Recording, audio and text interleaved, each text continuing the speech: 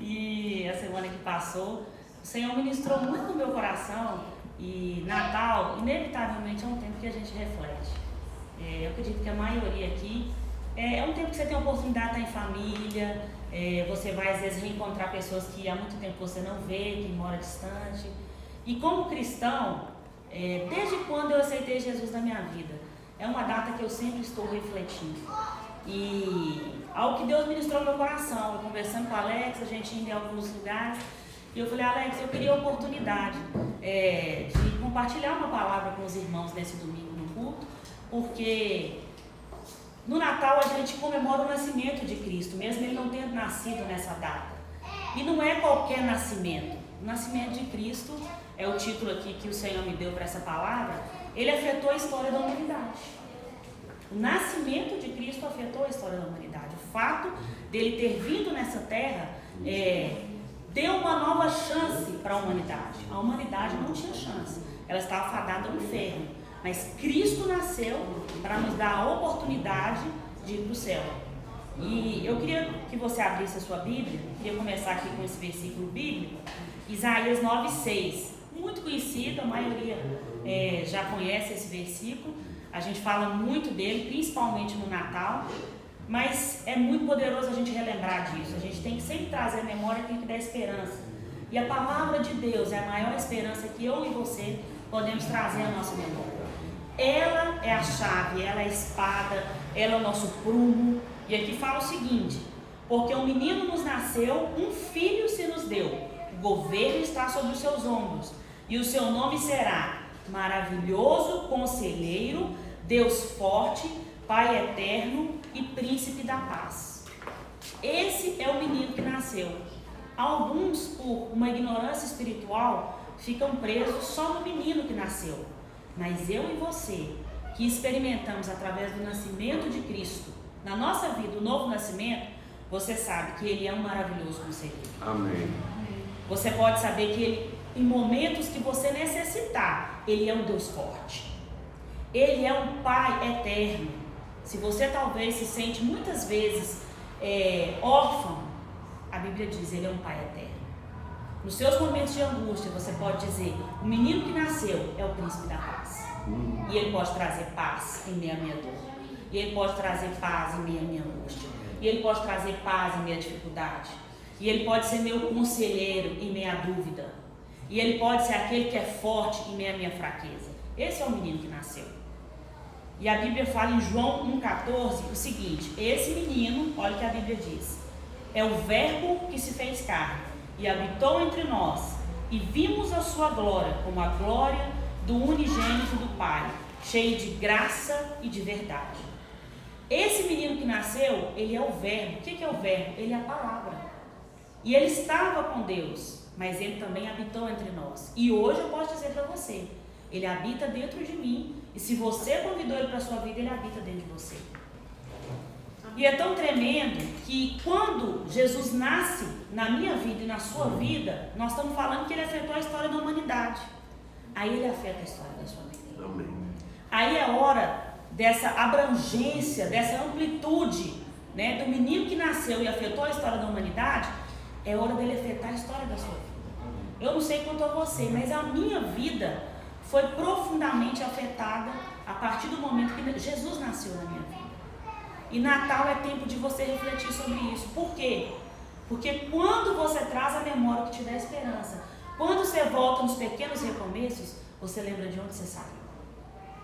E aí você começa a avaliar o que Jesus fez na sua vida. Amém. O quanto ele afetou a história da sua vida, a história da sua família. Na minha casa, quando Jesus afetou e nasceu na minha vida, eu lembro que foi no mês de outubro. E foi tão tremendo, eu gosto tanto de relembrar isso, porque isso reaviva, muitas vezes, sonhos que ficaram apagados. Reaviva convicções que Deus te deu lá atrás. Reaviva aquele amor que você não sabia de onde que vinha, e você só queria se relacionar com Jesus, saber quem Ele era, desfrutar daquele convívio da vida da igreja, né? E ali eu me lembro que eu investia horas me relacionando ali com os mais maduros, porque eu queria beber e comer do Senhor, E aquela realidade que a Bíblia fala, do seu interior fluirão rios de águas vivas, e aquele que beber da minha água nunca mais terá sede, foi o que aconteceu na minha vida.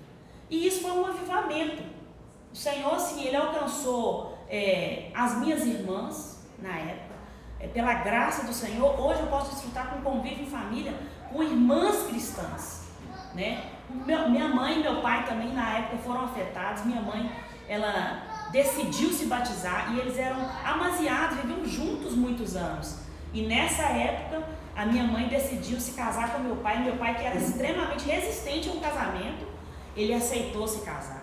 E foi um avivamento na minha família.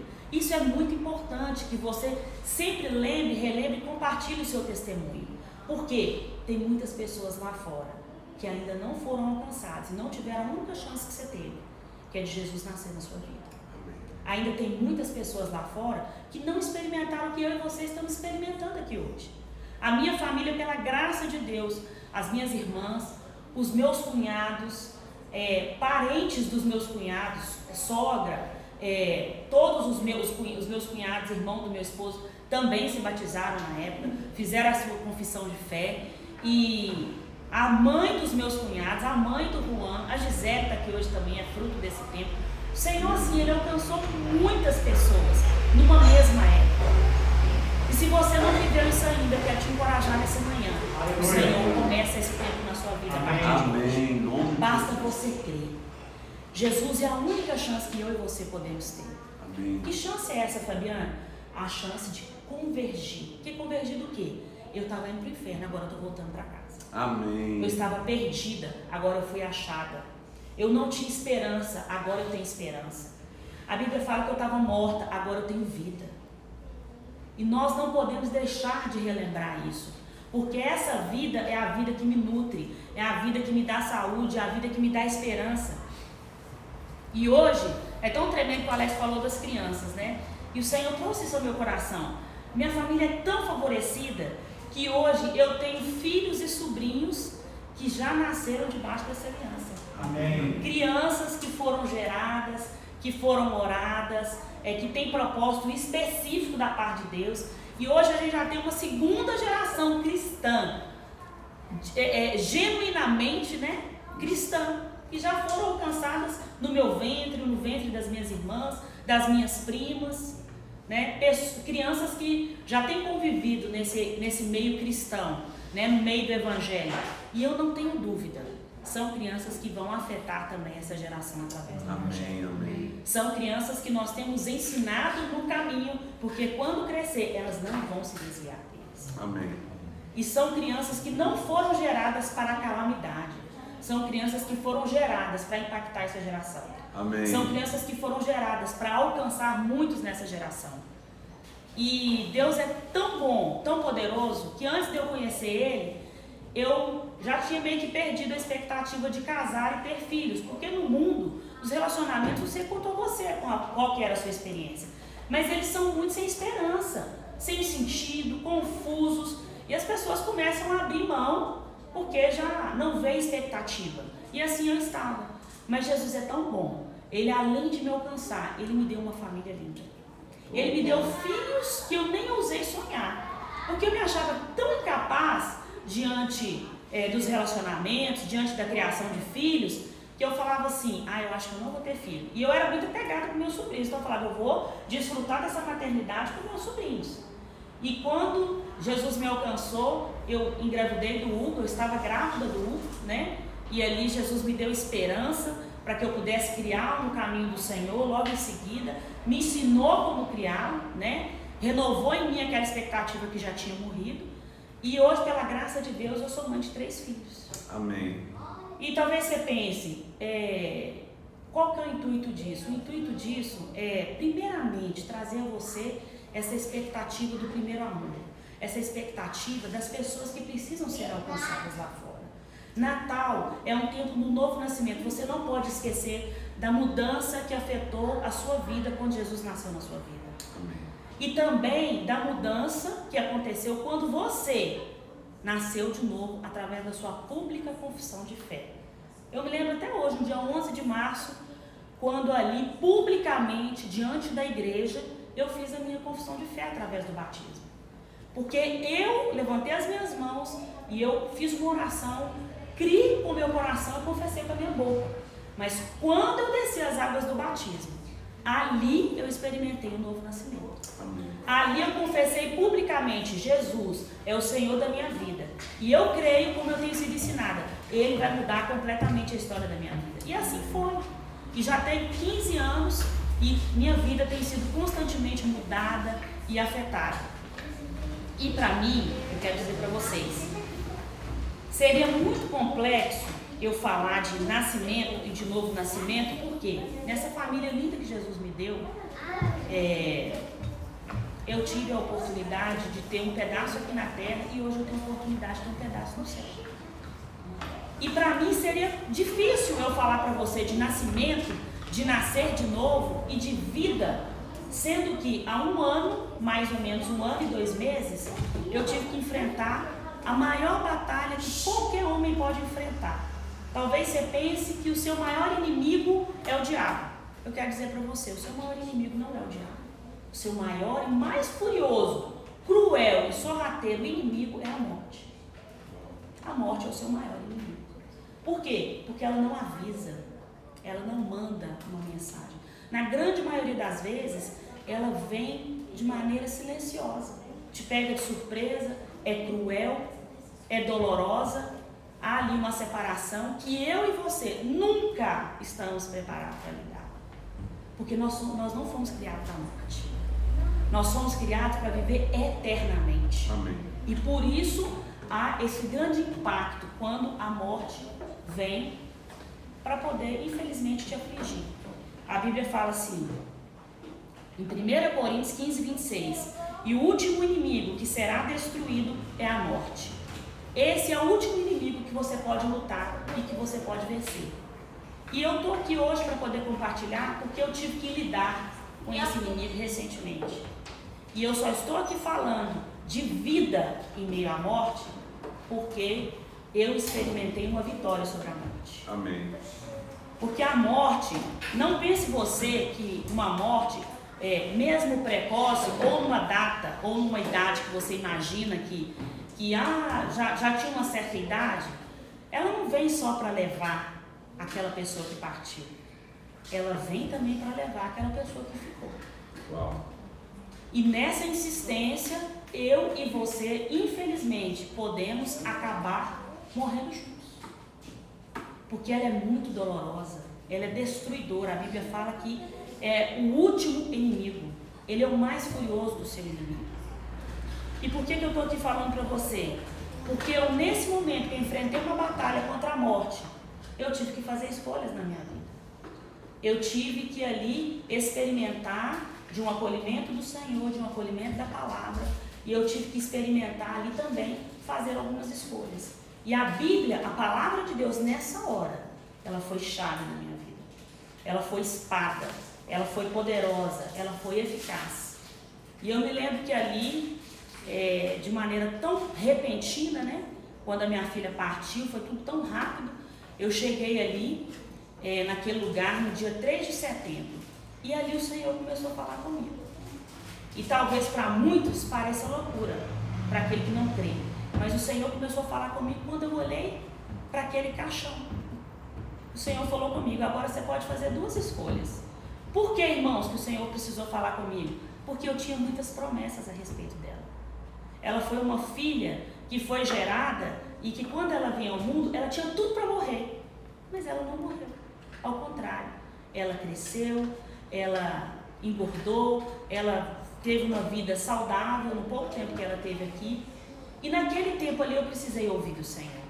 E a primeira palavra que o Senhor me deu foi quando o Alex compartilhou aqui, né? 1 Coríntios 15, 19, que fala que se a minha esperança se limita apenas a esse tempo, a essa fase da nossa vida, nós somos os mais miseráveis de todos os homens. Foi a primeira palavra que Deus falou comigo. E ele me trouxe algo muito claro. Há promessas que não vão ser cumpridas aqui. Há promessas que vão ser cumpridas na eternidade. A minha dimensão e a sua dimensão seja incompreensível talvez.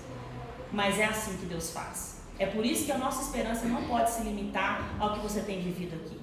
E ali o Senhor me deu um versículo muito poderoso que para mim, e eu creio que pode ser para você também, é chave contra toda e qualquer batalha que você tiver que viver, a princípio com a morte. Olha o que a Bíblia diz em 1 Coríntios 15, 36. Insensato, o que semeia não nasce, a não ser que primeiro morra. Quando semeais, não semeais o corpo que virá a ser, mas apenas uma simples semente, assim como a semente de trigo ou outra qualquer. Assim será com a ressurreição dos mortos. O corpo que é semeado é perecível e ressuscita imperecível. É semeado em desonra, mas ressuscita em glória. É semeado em fraqueza, porém ressuscita em poder. É semeado um corpo natural, contudo ressuscita um corpo espiritual. Amados, eu e você, nós não morremos, nós somos semeados. Amém. A Bíblia diz que você é semeado no corpo natural, mas você ressuscita no corpo espiritual. Isso aqui é uma verdade para o meu coração e para o seu coração. A morte não pode vencê-lo. A morte não pode vencer aqueles que são do Senhor. Quando eu cheguei naquele lugar, o Senhor falou comigo assim: você pode escolher fazer um funeral aqui, nesse momento, fazer um velório, ou você pode escolher fazer um culto de celebração, pelo tempo que você teve a oportunidade de desfrutar da sua vida. Você pode escolher que você vai enterrá-la ou que você vai semeá-la. Quem faz a escolha é você. Eu ouvi uma frase, isso para mim tem sido uma realidade, e se o Senhor te revelar, vai ser para você. Verdade é tudo aquilo que você decide acreditar. O que você decide acreditar na sua vida? Porque você vai ter clareza agora, o Senhor vai trazer no seu espírito. Quantas mentiras você acreditava até aqui com cara de verdade? Quantas mentiras você cresceu nela e você acreditava que aquilo era verdade? Você investiu seus dias, sua vida em mentiras. E quando você veio para o Senhor, você descobriu que aquilo não era coerente com as verdades que Deus tinha para você. Eu cresci em cima de mentiras que casamento era uma instituição falida, que não adiantava você se relacionar com ninguém, porque era impossível você ter um relacionamento saudável, um relacionamento sentimental saudável. E eu acreditei nisso como verdade. Todas as circunstâncias da sua vida você vai ter que fazer escolha. E quais são as escolhas, Fabiane? Ou você fica com o fato, ou você fica com a verdade. O que é o fato? O fato não nega a circunstância. O que é o fato? O fato é a morte. O que é a verdade? A verdade é uma passagem. Amém. O que é o fato? O fato é um enterro. O que é a verdade? A verdade é uma semeadura. O que é o fato? O fato é um velório. O que é a verdade? A verdade é um culto de ação de graças. Então eu tinha escolhas ali a fazer. O que é o fato? Eu estava no cemitério. O que é a verdade? Eu estava no jardim. Porque você não semeia no cemitério, você semeia no jardim. O que é o fato? O fato é que uma enfermidade levou à morte. O que é a verdade? A verdade é que cada um nessa terra tem um tempo determinado. O que é o fato? O fato é que tudo vai tentar te pressionar para que você não viva o propósito de Deus dentro do seu tempo determinado. A verdade é que Deus diz que cada um nessa terra tem um tempo determinado e que existe um propósito para a sua vida e que você não veio aqui à toa e que existia na terra uma necessidade e que você veio para suprir essa necessidade. O fato é que talvez você veio de um acidente, porque o seu pai e sua mãe não te queriam. Mas a verdade é que Deus viu uma necessidade e Ele estabeleceu um propósito, esse propósito é você. E a Bíblia diz que quando você ainda nem existia na barriga da sua mãe como uma substância informe, Ele já te via e Ele já te conhecia. Então eu quero chamar você nessa manhã para nascer de novo para aquilo que é a verdade. Amém. Eu quero chamar você para nessa manhã não ficar preso só numa vida cristã, numa vida religiosa. Você sabe como que você chegou aqui? Você creu no seu coração e confessou com a sua boca que Jesus é o Senhor da sua vida, que Ele morreu e ressuscitou por você. Mas você acha que isso só aconteceu lá no início? Deixa eu te despertar nessa manhã. Toda a sua caminhada vai ser pautada no que você crê e confessar. Amém. Toda a sua caminhada vai ser pautada no que você crê no seu coração e confessar com a sua boca. Não menospreze essa verdade. Não menospreze essa realidade. As coisas vão acontecer na sua vida segundo aquilo que você crê, segundo aquilo que você confessa. E nesse meio tempo, você sabe qual que é o modo que vai tentar te mover? Os fatos e as verdades. Os fatos e as verdades. O fato é que minha filha foi vítima de uma fatalidade, de um erro médico, de uma imprudência hospitalar e que veio a óbito. Esse é o fato. E é um fato, inclusive, se você se prender nele, o que eu e você estamos fazendo aqui? Você está aqui à toa. Você me desculpa, você está aqui à toa.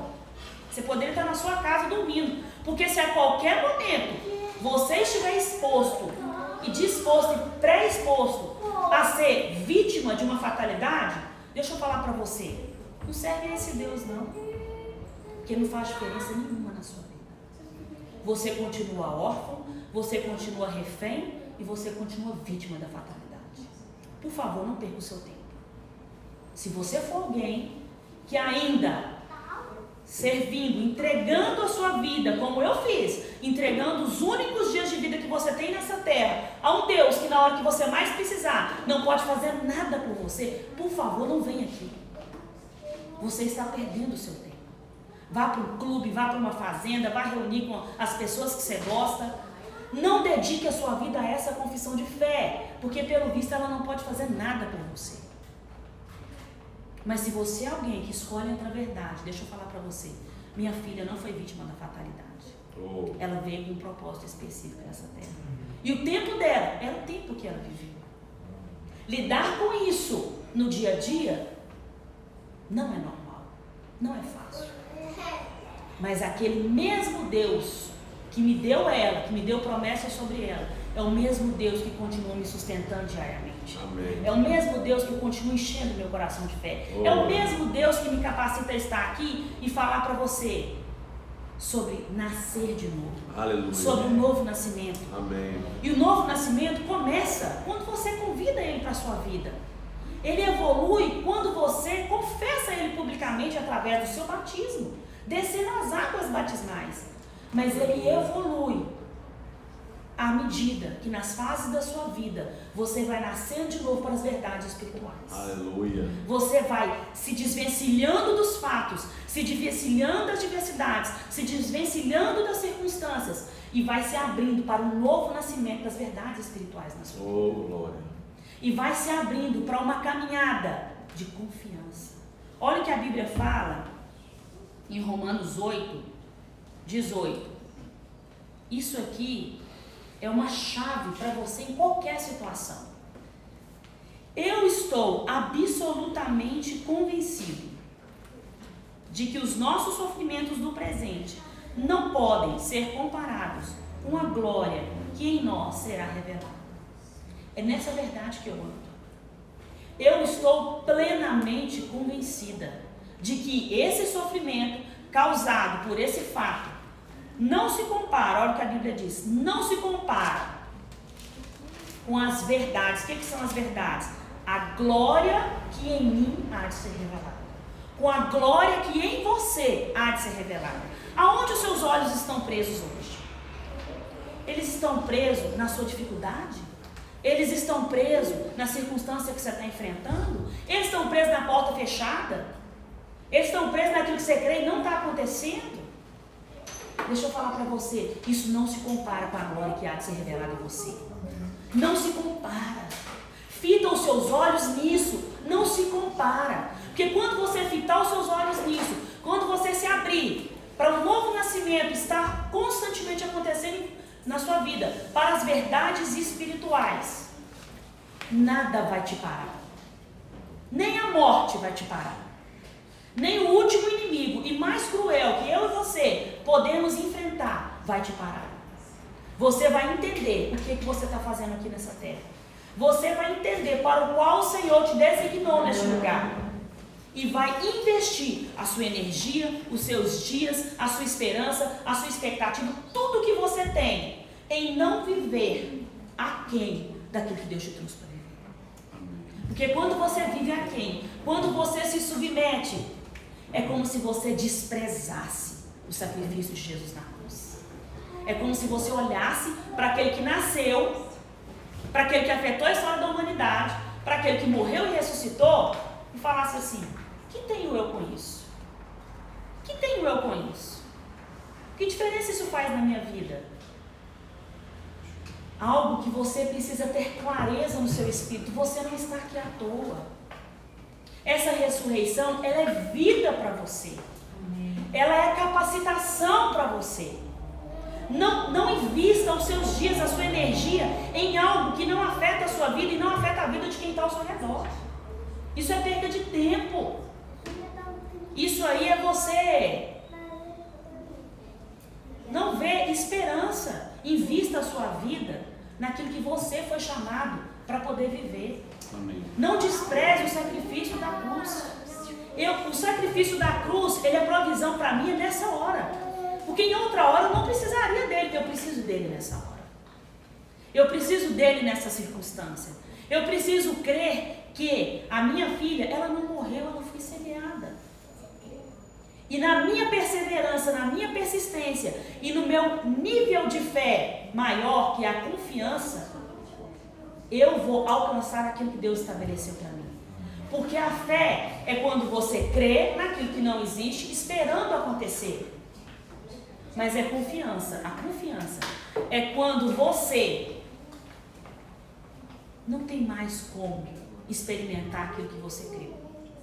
Acabou. Eu creio que minha filha seria curada. Talvez você diga: então eu não vou crer que a pessoa vai ser curada. Eu creio até o fim que ela seria curada. E ela foi curada. Porque hoje, onde ela está, não há mais enfermidade. Amém. Não há mais dor. Não há mais choro.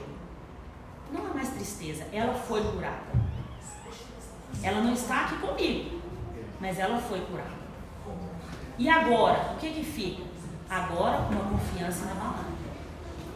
Agora é o mais alto nível da fé. É a confiança. Aleluia. Você não tem respostas. Você não tem no que se apegar aqui nessa terra, mas você apenas confia. E a Bíblia fala que essa confiança tem grande galardão diante de Deus. Essa confiança tem mais galardão do que qualquer coisa que você possa fazer para Deus. Talvez você pense: eu vou fazer a obra de Deus para que eu receba galardão. Deixa eu falar algo para você.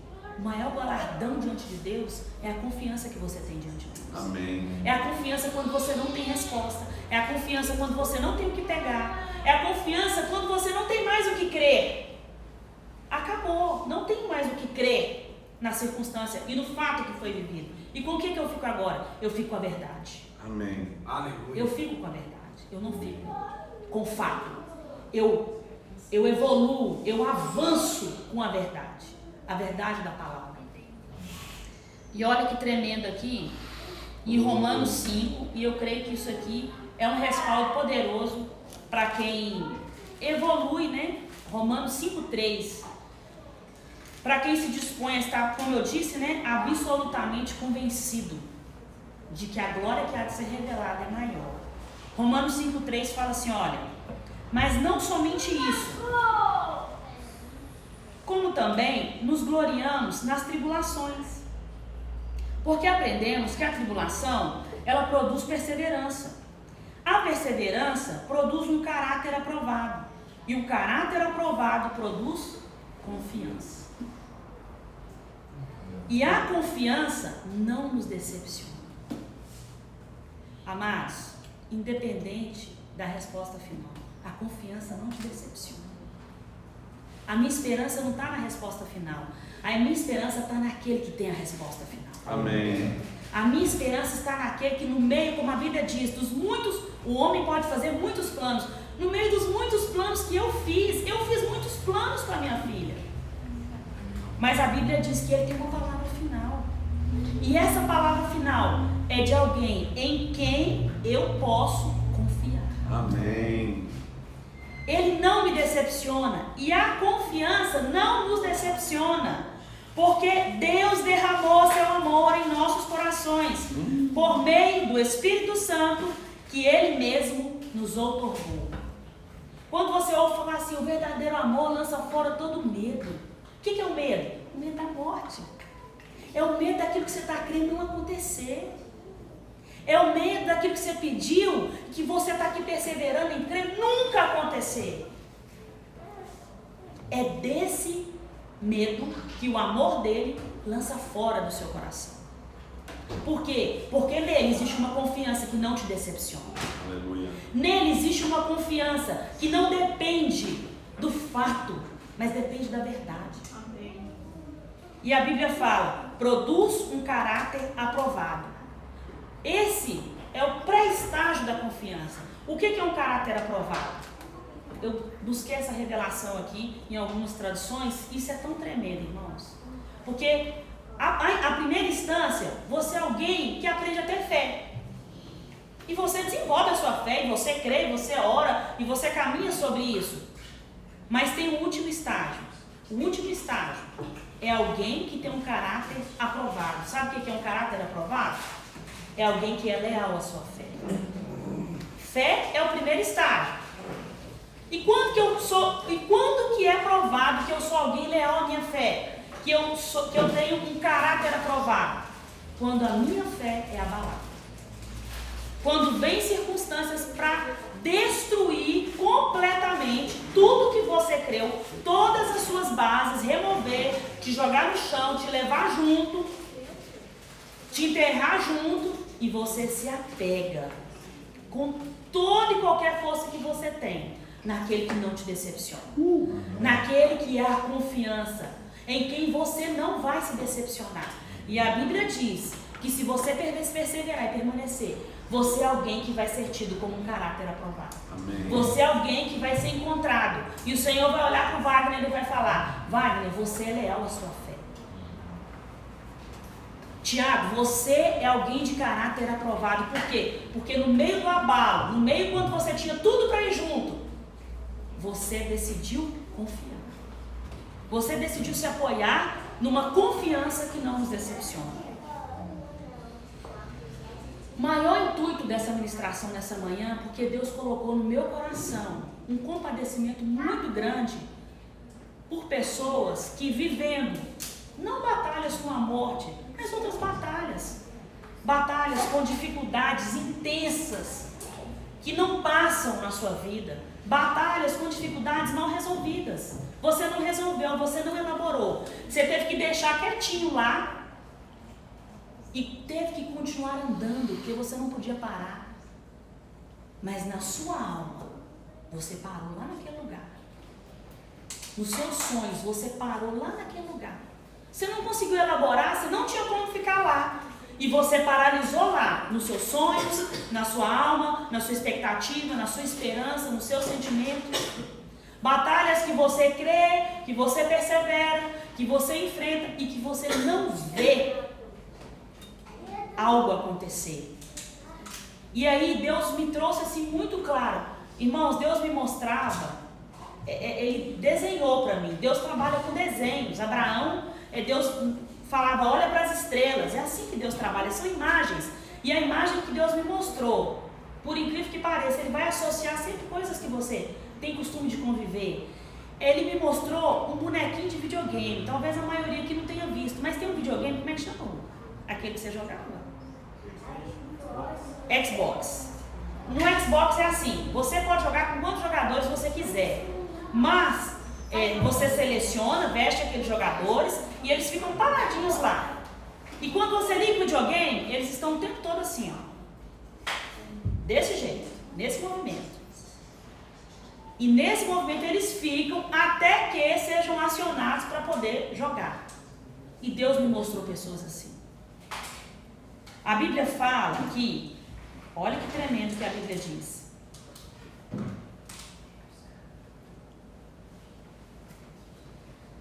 Efésios 2:4.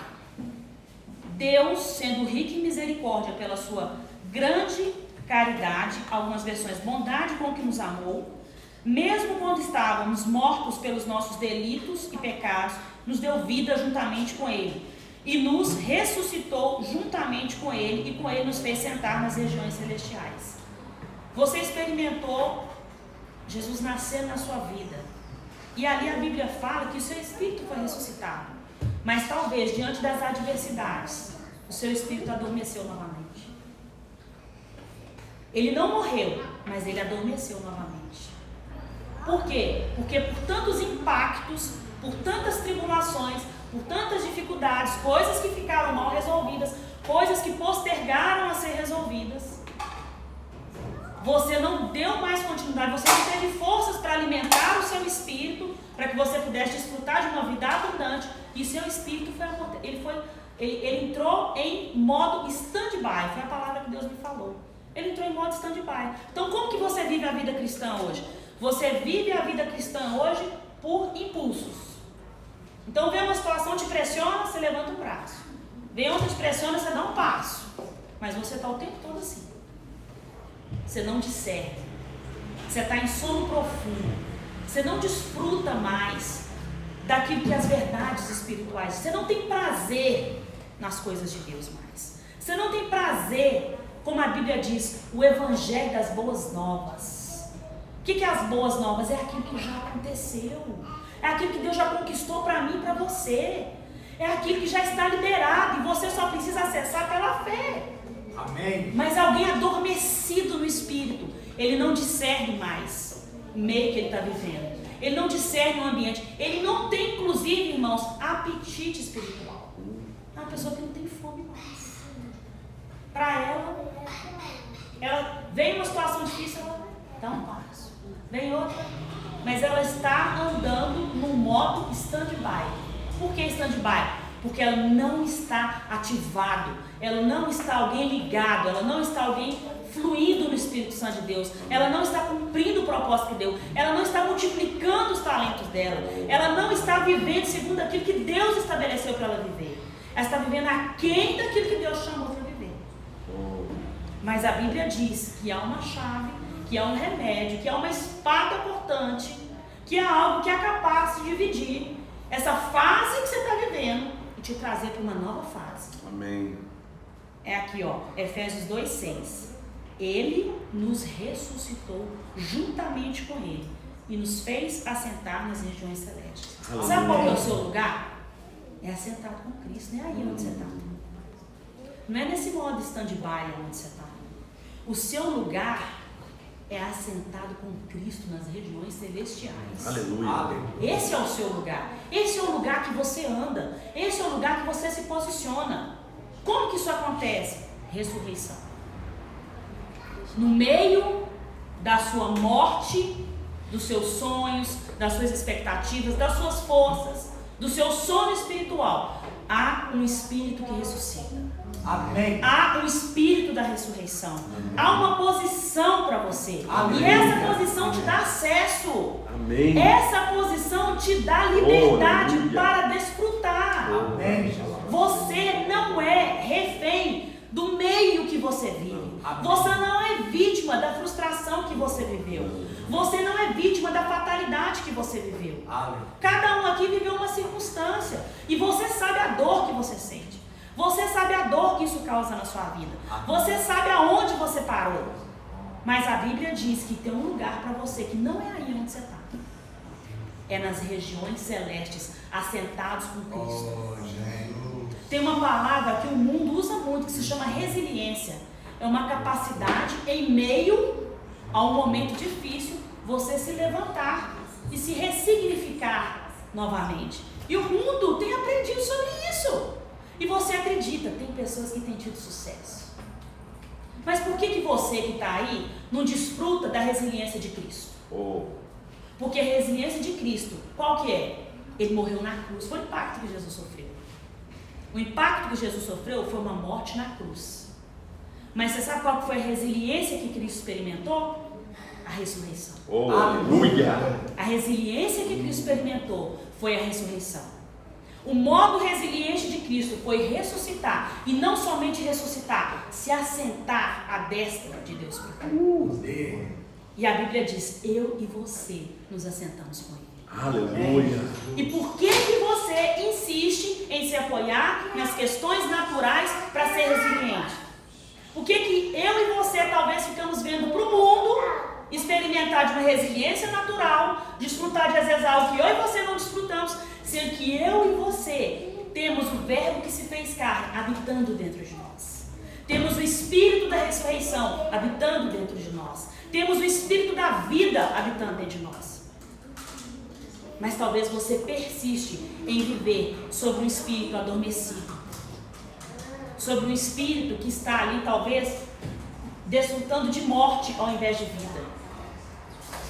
Então sobre essa palavra nessa manhã, sobre essa palavra nessa manhã, eu queria fazer um apelo, foi um apelo que Deus colocou no meu coração. Se você se identificou, se essa palavra falou com você, você só vai ficar de pé no seu lugar. Quem não se identificou, fica na liberdade, fica sentado, intercede por quem se identificou. Mas se você se identificou, se Deus falou algo com você, você vai ficar de pé no seu lugar, você e o Senhor. Que nós vamos orar nessa hora. E o Espírito da ressurreição que já habita dentro de você, Ele vai ressuscitar dentro de você tudo que está em sono profundo. Você vai sair nessa manhã desse modo stand-by. Você vai sair nessa manhã desse modo que despreza o sacrifício da cruz. Você vai ser nessa manhã ressuscitado juntamente com Cristo. Você nessa manhã vai experimentar da resiliência que Cristo experimentou. Esse Cristo, esse Jesus que é poderoso, Ele habita dentro de você. Amém. E Ele é capaz de ressuscitar tudo que está em morte, tudo que está em trevas. Ele é aquele que quando a luz chega, as trevas têm que ir embora. Amém. As mentiras do diabo que tem te aprisionado, elas vão cair por terra nessa manhã. E você não vai mais se apegar aos fatos. Você nessa manhã vai ser ressuscitado pelas verdades espirituais. Aleluia. Você vai fazer uma escolha no meio das mentiras que tem te aprisionado. Mentiras que Deus não fez nada por você. Mentiras que Deus não cuidou de você. Mentiras que Deus não ouviu o seu clamor. Mentiras que Deus não estava lá quando você mais precisava dele. Mentiras que tem te aprisionado, que nas áreas que você precisava, na sua família, Deus não estava lá para te ajudar. Você vai ficar com a verdade. Você vai fazer uma escolha nessa manhã pelas verdades. O Espírito da ressurreição te ressuscitou. Ele te deu uma posição. O seu lugar não é aí. O seu lugar é nas regiões celestes com Cristo. E neste lugar você tem autoridade. E nesse lugar você tem acesso. Nesse lugar está liberado para você tudo que você precisa. Comece a orar nessa manhã. Coloca a mão no seu coração. E o Senhor quer ouvir da sua boca. Eu não